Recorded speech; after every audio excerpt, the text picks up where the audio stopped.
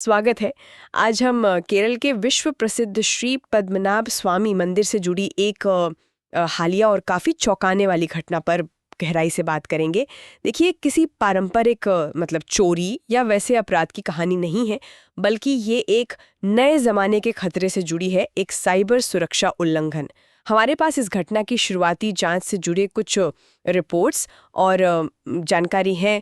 इनके आधार पर आज हम ये समझने की कोशिश करेंगे कि असल में हुआ क्या, जांच किस तरफ जा रही है और इसके मायने क्या हो सकते हैं। तो चलिए इस मामले के तह तक चलते हैं। हाँ, बिल्कुल। और ये घटना इसलिए महत्वपूर्ण है क्योंकि ये सिर्फ एक तकनीकी गड़बड़ी का मामला नहीं है। ये दिखाता है कि हमारी ऐतिहासिक और धार्मिक रूप से महत्वपूर्ण संस्थाएं, जिनकी हम इतनी कद्र करते हैं, वो भी साइबर हमलों का निशाना बन सकती हैं। उनके डिजिटल सिस्टम कितने संवेदनशील हो सकते हैं, ये इस प्रकरण से साफ होता है। ये वाकई एक क्या कहते हैं, अलार्म बेल की तरह है। तो सबसे पहले ये समझते हैं कि हुआ क्या। मतलब संक्षिप्त में कहें तो मंदिर के कंप्यूटर नेटवर्क में सेंध लगाई गई। हाँ। और इसका पता इसी महीने चला जब देखा गया कि सिस्टम में मौजूद फाइलों को बदला गया है, उनमें हेरफेर किया गया है और बात यहीं खत्म नहीं हुई।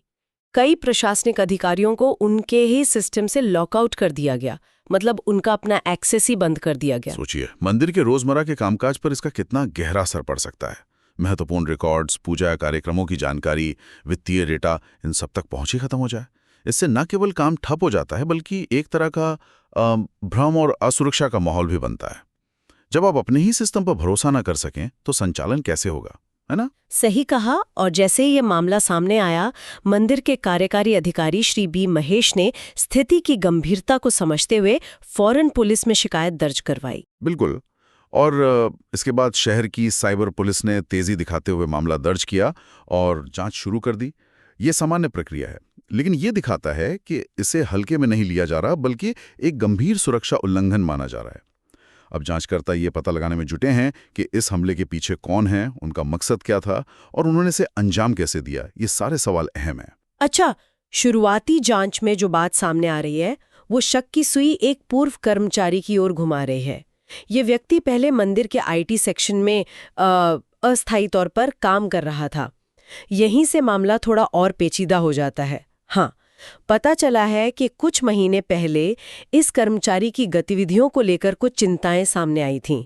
शायद कुछ अनियमितताएं पाई गई होंगी, जिसके बाद उसे वहां से ट्रांसफर कर दिया गया था। लेकिन जो आरोप शिकायत में लगाया गया है वो काफी गंभीर है। आरोप है कि ट्रांसफर होने के बावजूद यह व्यक्ति किसी न किसी तरह से दूर बैठकर, यानी रिमोटली, मंदिर के कंप्यूटर सिस्टम को एक्सेस करता रहा।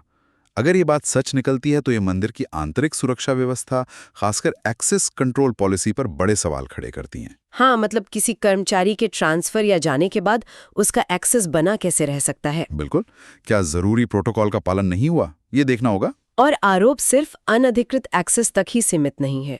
ये भी कहा जा रहा है कि उसने वरिष्ठ अधिकारियों के सिस्टम से महत्वपूर्ण डेटा कॉपी किया और कई एडमिनिस्ट्रेटर्स को नेटवर्क से ही बाहर कर दिया, उन्हें उनके ही सिस्टम से लॉक कर दिया। हाँ, डेटा चोरी और सिस्टम एक्सेस ब्लॉक करना, ये दोनों ही बेहद गंभीर हरकतें हैं। जांचकर्ताओं के लिए ये पता लगाना पहली प्राथमिकता होगी कि कौन सा डेटा निकाला गया। क्या वो वित्तीय जानकारी थी, भक्तों या कर्मचारियों का निजी डेटा था, या मंदिर के संचालन से जुड़े कोई गोपनीय दस्तावेज थे। फिर ये समझना होगा कि उस डेटा का क्या गलत इस्तेमाल हो सकता है। और एक्सेस ब्लॉक करना तो सीधे सीधे कामकाज में बाधा डालने जैसा है। ये एक तरह का डिजिटल साबोटाज है। इस मामले में एक और परत जोड़ती है इसकी टाइमिंग। रिपोर्ट्स के मुताबिक ये साइबर हमला उस वक्त हुआ जब मंदिर प्रशासन के अंदर कुछ अंदरूनी खींचतान चल रही थी। हाँ, रिपोर्ट में इस बात का जिक्र है कि कर्मचारियों का एक गुट, जिसका कथित तौर पर किसी बाहरी संगठन के नेता से भी जुड़ाव बताया जा रहा है, वो मंदिर के वरिष्ठ अधिकारियों पर किसी मुद्दे को लेकर दबाव बनाने की कोशिश कर रहा था। ये अंदरूनी कला, मतलब सतह के नीचे पनप रही थी। और ये तनाव ठीक उसी समय बढ़ रहा था जब मंदिर के रहस्यमयी और हमेशा चर्चा में रहने वाले वॉल्ट बी को खोलने और उसका निरीक्षण करने की मांगें भी जोर पकड़ रही थीं। जांच करने वाले इस टाइमिंग को नजरअंदाज नहीं कर सकते हैं। क्या इस साइबर हमले का इन अंदरूनी झगड़ों या वॉल्ट बी से जुड़े विवाद से कोई कनेक्शन है? ये जांच का एक अहम पहलू हो सकता है। तो क्या मकसद सिर्फ तकनीकी गड़बड़ी पैदा करना था या इसके पीछे कोई बड़ा खेल था? बिल्कुल। जैसे किसी को फंसाना, दबाव बनाना या शायद वर्ड से जुड़ी कोई संवेदनशील जानकारी हासिल करना। ये सवाल उठता है कि हमले का असली मकसद क्या था। अच्छा, पुलिस जांच तो चली रही थी, लेकिन मंदिर प्रशासन ने भी मामले की गंभीरता को देखते हुए अपने स्तर पर कदम उठाए। उन्होंने एक स्वतंत्र साइबर सुरक्षा विशेषज्ञ से संपर्क साधा। पुलिस के शक को पुख्ता किया। उन्होंने पुष्टि की कि हाँ, सिस्टम में अनधिकृत घुसपैठ हुई थी, फाइलों से छेड़छाड़ की गई थी और कई डिवाइस की सुरक्षा भंग हुई थी। इस स्वतंत्र पुष्टि ने मामले को और वजन दिया, ये साफ करते हुए कि ये कोई मामूली तकनीकी खराबी नहीं, बल्कि एक सोचा समझा हमला था। तो अब पुलिस की जांच किन मुख्य सवालों पर केंद्रित है? वे क्या ढूंढ रहे हैं? देखिए, पुलिस कई दिशाओं में जांच कर रही है। पहला, क्या इस हैकिंग का मंदिर के वित्तीय लेन देन पर कोई असर पड़ा? कोई फंड ट्रांसफर की कोशिश या रिकॉर्ड में हेरफेर तो नहीं हुआ? दूसरा, क्या मंदिर की ऑनलाइन बुकिंग या दूसरी डिजिटल सेवाओं से कोई समझौता हुआ?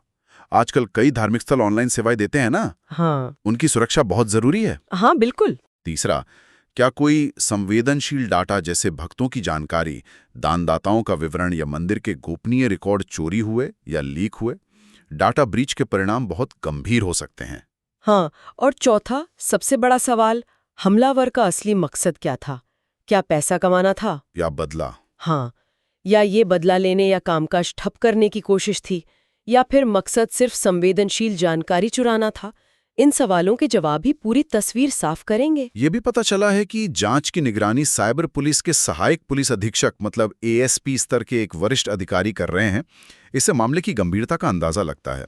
Digital forensic team server logs, access record और प्रभावित कंप्यूटरों की बारीकी से जांच कर रही होगी, जो यकीनन एक जटिल प्रक्रिया है। सही कहा। और जांच में एक और बात सामने आई है जो थोड़ी चिंता बढ़ाती है।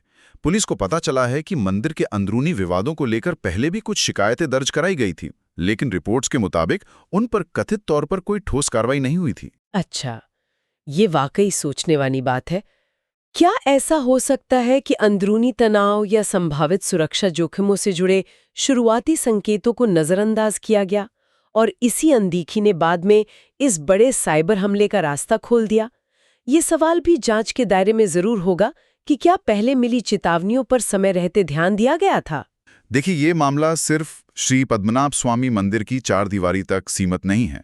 अगर हम इसे बड़े परिप्रेक्ष्य में देखें तो ये भारत में मौजूद दूसरे बड़े धार्मिक और सांस्कृतिक संस्थानों के लिए भी एक सबक और चेतावनी है। बिल्कुल, आजकल हम देख रहे हैं कि ये सदियों पुराने संस्थान भी अपने प्रशासन, फाइनेंस, दुनिया भर में फैले भक्तों से संवाद और यहाँ तक कि अपनी ऐतिहासिक धरोहरों के डिजिटलीकरण के लिए तेजी से टेक्नोलॉजी पर निर्भर हो रहे हैं। हाँ, और ऐसे में उनके डिजिटल सिस्टम और डेटा की सुरक्षा सुनिश्चित करना बेहद जरूरी हो जाता है। ये घटना साफ तौर पर दिखाती है कि इन प्रणालियों में भी कमजोरियां हो सकती हैं। वे बाहरी हैकर्स के साथ साथ अंदरूनी खतरों के प्रति भी उतने ही संवेदनशील हो सकते हैं जितना कोई कॉर्पोरेट नेटवर्क। डिजिटल सुरक्षा को हल्के में लेने का जमाना अब नहीं रहा। तो अगर हम पूरी बात का सार निकालें, केरल के ऐतिहासिक श्री पद्मनाभ स्वामी मंदिर में एक गंभीर साइबर अटैक हुआ है जिसने उसके डिजिटल कामकाज को प्रभावित किया है। पुलिस जांच कर रही है। शुरुआती शक एक पूर्व कर्मचारी पर हैं और इस पूरे मामले के तार मंदिर के अंदरूनी विवादों और वॉल्ट बी की चर्चा से भी जुड़ते दिख रहे हैं। तो इन सब बातों का निचोड़ क्या है? हाँ, मतलब ये प्रकरण हमें साफ तौर पर याद दिलाता है कि साइबर सुरक्षा सिर्फ बड़ी कंपनियों या सरकारी दफ्तरों का सिरदर्द नहीं है। हमारी सांस्कृतिक और धार्मिक धरोहरें, जो हमारी पहचान और आस्था का केंद्र हैं, उन्हें भी डिजिटल युग के नए खतरों से बचाने की तत्काल जरूरत है। उम्मीद है कि स्वतंत्र विशेषज्ञ की रिपोर्ट और पुलिस की गहन जांच से इस मामले की सच्चाई सामने आएगी और जो भी जिम्मेदार हैं उनकी जवाबदेही तय होगी। और अंत में ये गहरा सवाल सोचने पर मजबूर करता है। जब हम अपनी सदियों पुरानी विरासत और परंपराओं को आधुनिक तकनीक से जोड़ते हैं, तो क्या हम उनकी सुरक्षा के लिए भी उतने ही सजग और तैयार हैं? भविष्य में ऐसी घटनाओं से बचने के लिए हमारे ऐतिहासिक और धार्मिक महत्व के संस्थानों को अपनी डिजिटल सुरक्षा को लेकर क्या रणनीति अपनानी होगी? सिर्फ तकनीक अपनाना काफी नहीं, उसकी लगातार हिफाजत और निगरानी भी उतनी ही जरूरी है। इस पर गंभीरता से विचार करने की आवश्यकता है।